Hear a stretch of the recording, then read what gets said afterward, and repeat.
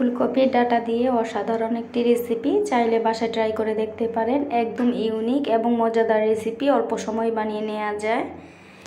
একবার বানালে বারবার খেতে মন চাবে, চাইলে বাসায় ট্রাই করে দেখতে পারেন।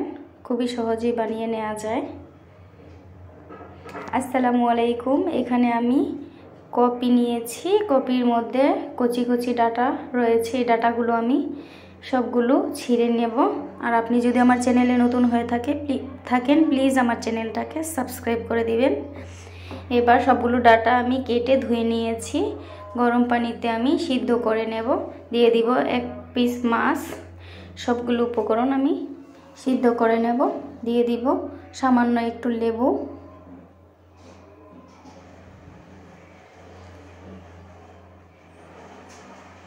ফুলকপির ডাটা সিদ্ধ হয়ে গেছে। এবার আমি ব্লেন্ডার জারে পানি ঝরিয়ে নিয়ে নেব।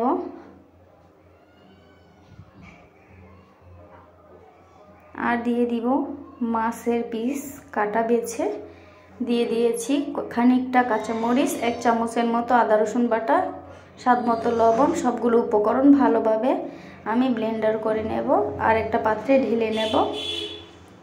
দিয়ে দিব তেল আর পেঁয়াজ কুচি, কয়েকটা শুকনো মরিচ দিয়ে দিয়েছি। এই রেসিপিটা অসাধারণ হয়ে থাকে, চাইলে বাসায় ট্রাই করে দেখতে পারেন। একবার বানালে বারবার বানাতে মন চাবে। কপির ডাটা আর ফেলে দেবেন না যদি এই রেসিপিটা বানিয়ে থাকেন একবার। এবার আগে থেকে বেটে রাখা আমি ফুলকপির ডাটাগুলো দিয়ে দেব। পেঁয়াজগুলো কিছুক্ষণ ভেজে নেওয়ার পর দিয়ে দিব সামান্য একটু হলুদের গুঁড়া।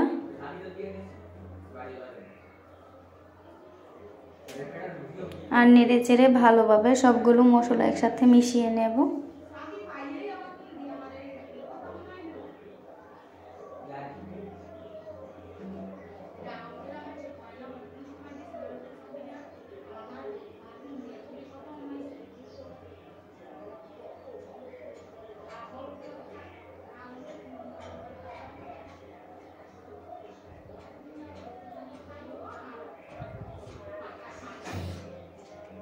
সবশেষে দিয়ে দিব ধনিয়া পাতা কুচি। আর সবগুলো উপকরণ আবারও একসাথে মিশিয়ে নেব।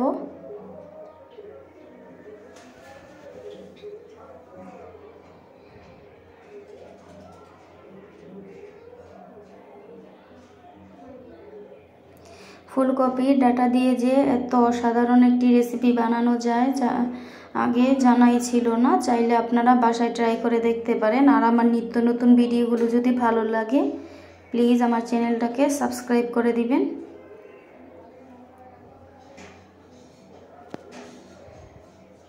হয়ে গেছে, এবার নামিয়ে নেব।